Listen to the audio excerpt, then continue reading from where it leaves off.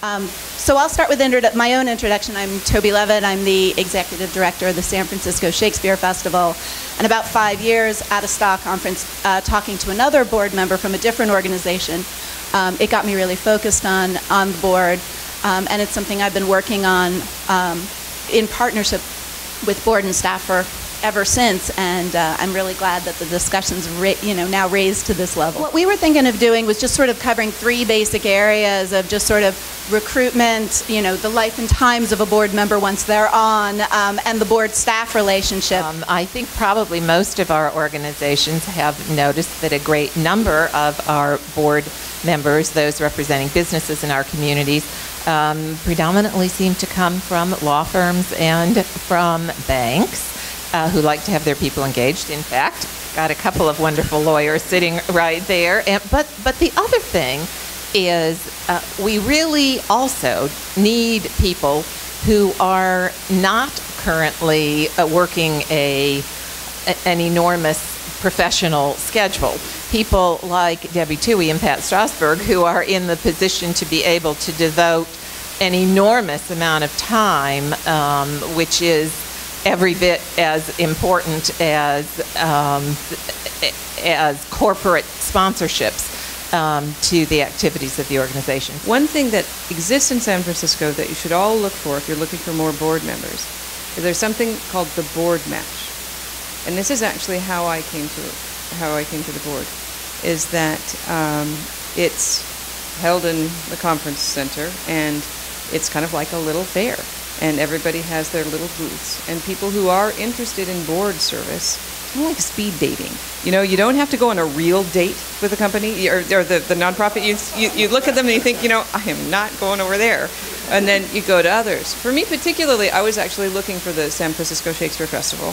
I was interested in being their board, and this was a really easy way to contact them, right?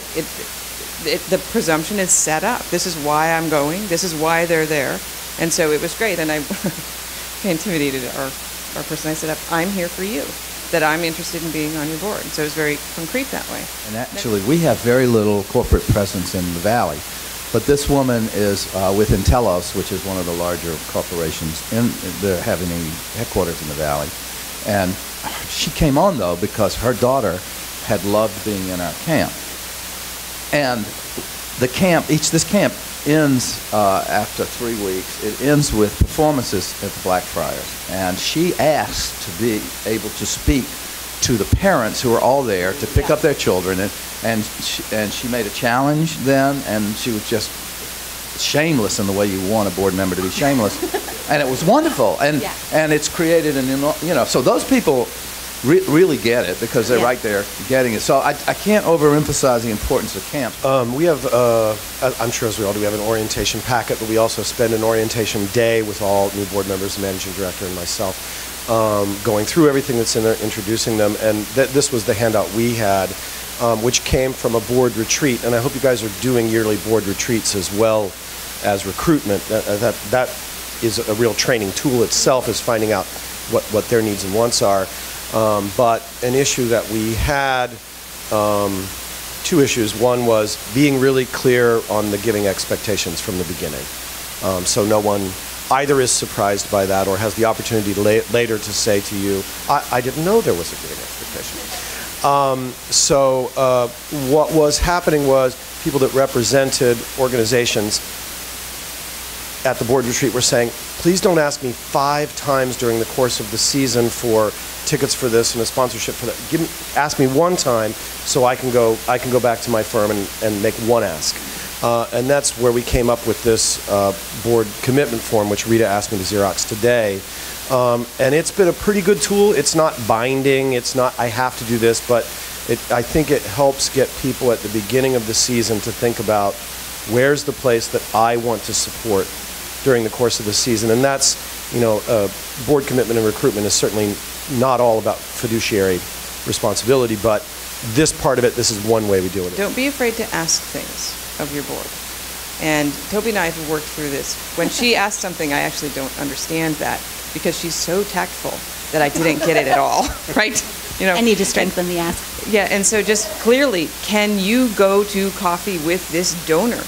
I think we'd all say yes, right? And so it depends on how many times you ask, etc. But don't be afraid to ask. They're on your board for a reason, and people like to feel that they're valuable.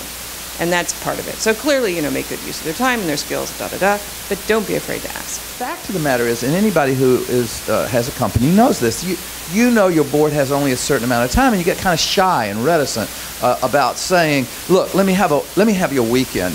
So everything about the orientation is like a PowerPoint now. Basically it's shrunk to that, and I think that's wrong.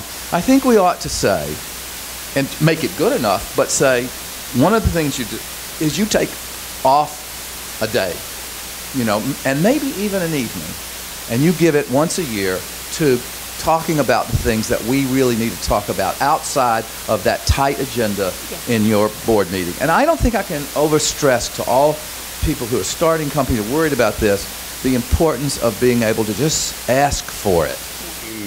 The organization needs to educate their board members about what the job is. Certainly an organization of our size, a lot of the board members, this is either the first time or maybe the only time in their career that they'll do something like this. And they kind of need to be told what to do. From the very specific, in Pam's example, to even the question of, should I go backstage and congratulate the performers? Yes is the answer, but I didn't know whether that's a good thing or a bad thing without being told. The other thing is the possibilities of informal conversations, off topic, outside of the formalities of a committee meeting or a board meeting, where all those behaviors are charted, or they feel scripted. Oh, I am sitting in a group with a bunch of other suits.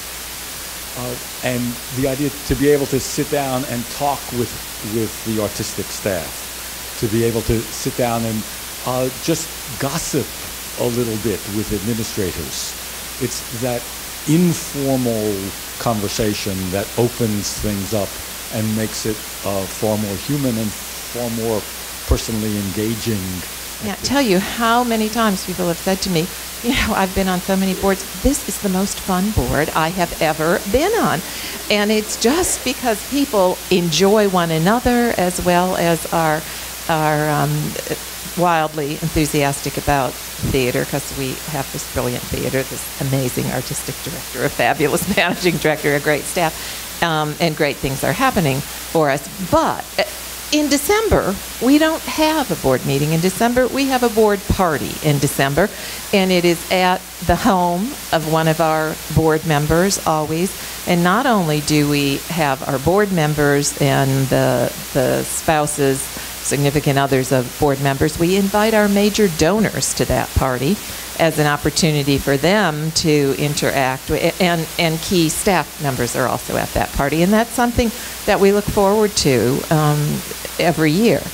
And the retreat, it is important, and it was tough, but we've gotten back to doing that every year, and it's always about the last Saturday in August on a morning, and you just can't discuss in 60 minutes what you can discuss in a half a day. So that's really more about strategic planning, but have fun, really. It's so important. Well, I just want to thank you. I think you're just as passionate about the mission, and it lights up your face and eyes in just the way it does everybody else who is serving in all different capacities, and it's really moving to see. So thank you.